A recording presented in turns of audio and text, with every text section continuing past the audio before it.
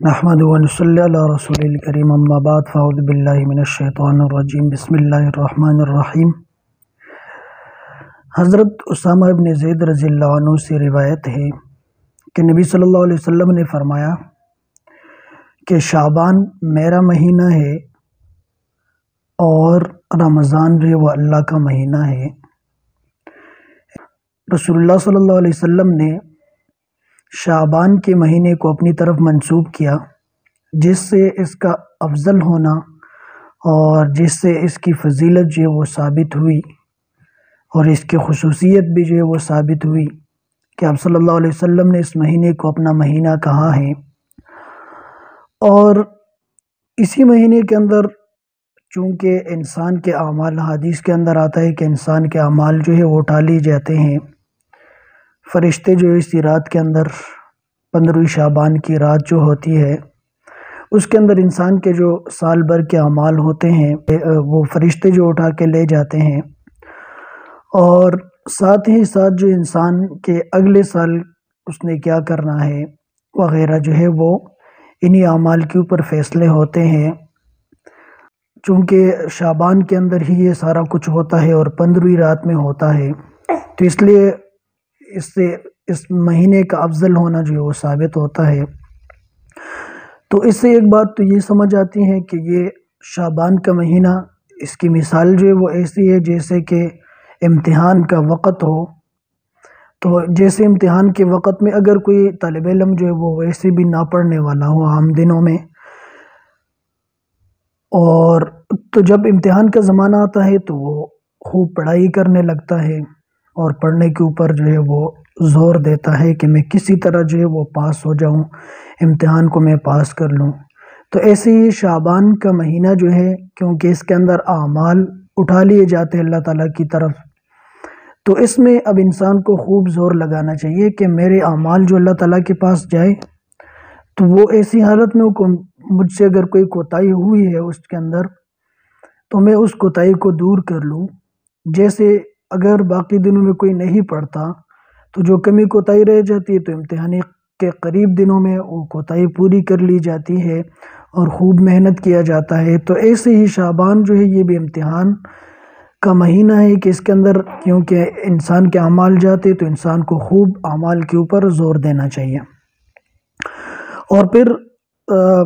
ایک روایت کے اندر آتا ہے جس سے اس رات یعنی 15 شعبان کی رات کا افضل ہونا ثابت ہوتا ہے کہ حضرت ابو ہریرہ رضی اللہ عنہ نے نبی صلی اللہ علیہ وسلم کے ارشاد نقل کیا ہے کہ آپ صلی اللہ علیہ وسلم نے فرمایا کہ شعبان کی آدھی رات میں میرے پاس حضرت جبرائیل علیہ السلام تشریف لائے اور مجھے کہا کہ اے محمد صلی اللہ علیہ وسلم اپنا سر جو آسمان کی طرف اٹھا لیں۔ تو میں نے جب اپنا سر آسمان کی طرف اٹھایا تو میں نے جنت کا ہر دروازہ جو ہے وہ کھلا ہوا پایا، یعنی جنت کے ہر دروازے ہر دروازہ یعنی 8 دروازوں میں سے ہر دروازے کے اوپر ایک فرشتہ کھڑا تھا اور وہ دروازے جو ہے وہ سارے کے سارے کھلے ہوئے تھے۔ تو پہلا دروازہ جو ہے اس سے یہ آواز لگائی جا رہی تھی، فرشتہ یہ کہہ رہا تھا کہ جس نے اس رات کے اندر یعنی 15 شعبان کی رات میں سجدہ کر لیا، نماز پڑھ لی، تو اس کے لیے خوشخبری ہے۔ دوسرا فرشتہ جو ہے جو دوسرے دروازے پہ کھڑا تھا اس نے کہا کہ جس نے اس رات میں رکوع کر لیا یعنی نماز پڑھ لی تو اس کے لیے خوشخبری ہو۔ تیسرا فرشتہ جو تیسرے دروازے کے اوپر کھڑا تھا تو اس نے کہا کہ جس نے اس رات میں دعا مانگی تو اس کے لیے خوشخبری ہو۔ چوتھے دروازے پر جو فرشتہ کھڑا تھا اس نے کہا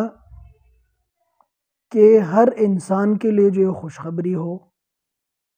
جتنے بھی مسلمان ہیں، جتنے بھی انسان ہیں تو ان سب کے لیے خوشخبری ہے۔ اگلے دروازے کے اوپر جو فرشتہ کھڑا تھا اس نے کہا کہ جو انسان جو ہے اس رات کے اندر اللہ تعالیٰ کے خوف کی وجہ سے، اللہ تعالیٰ کے ڈر کی وجہ سے رویا تو اس کے لیے خوشخبری ہو۔ اگلا فرشتہ یہ کہہ رہا تھا جو 7ویں دروازے پہ کھڑا تھا، اس نے کہا کہ جس کسی نے اپنی بخشش مانگنی ہو تو وہ اس رات کے اندر مانگ لے، تو وہ جو کچھ مانگے گا تو اس کو ملے گا، اور جس چیز کی وہ بخشش مانگے گا تو اس کو بخشش ملے گی۔ 8ویں دروازے پر جو فرشتہ کھڑا تھا تو اس نے کہا کہ جو شخص بھی معافی کا طلبگار ہو، بخشش کا طلبگار ہو،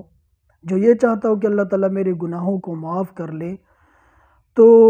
وہ اللہ تعالیٰ سے معافی مانگ لے، اللہ تعالیٰ اس کی معافی کو قبول کریں گے، اللہ تعالیٰ اس کی درخواست کو جو قبول کریں گے۔ تو جب یہ حدیث جبرائیل علیہ السلام نے سنائی تو آپ صلی اللہ علیہ وسلم نے فرمایا کہ یہ جو دروازے کھلے آسمان کے، یہ کب تک جو کھلے رہیں گے؟ تو جبرائیل علیہ السلام نے فرمایا کہ یہ اس رات یعنی 15 شعبان کی رات کے آخر تک کھلے رہتے ہیں، اور فرشتے جو ہے وہ یہی آوازیں لگاتے رہتے ہیں صبح تک۔ اور آپ صلی اللہ علیہ وسلم نے ساتھ ہی فرمایا کہ اس رات کے اندر جو ہے قبیلہ بنو کلب، ان کی بکریوں کے اوپر جو بال ہے اس سے زیادہ لوگ جہنم سے چھڑائے جاتے ہیں۔ ویسے ہر قبیلے کے پاس بکریاں ہوتی تھی اپنی اپنی، لیکن جو قبیلے بنو کلب تھا تو اس کے پاس بکریاں بہت ساری تھی، اور ویسے بھی ایک بکری کے اوپر بہت سارے بال ہوتے ہیں، کوئی گن تو سکتا نہیں ہے۔ تو آپ صلی اللہ علیہ وسلم نے فرمایا کہ ان کی جو بکریاں ہیں تو ان سب کے اگر بال گنے جائیں تو وہ جتنے ہوں گے تو اتنے لوگوں کو اللہ تعالیٰ جہنم سے خلاصی دیتے اس رات کے اندر۔ تو اس لیے ایک تو اس رات کے اندر خوب اعمال کا اہتمام کیا جائے، اور انفرادی طور پر گھر کے اندر تلاوت اور نوافل وغیرہ کا اہتمام کیا جائے، اور خوب اس رات کے اندر اللہ تعالیٰ سے دعائیں مانگی جائے۔ اور صبح، اور ایک روایت کے اندر یا بعض علماء نے اس کو لکھا ہے کہ جس نے عشاء کی نماز اور صبح کی نماز جو باجماعت پڑھ لی، یا جس نے گھر پہ عورتوں میں سے پڑھ لی، تو اللہ تعالیٰ اس شخص کو بھی اس رات کی فضیلت جو عطا فرمائیں گے۔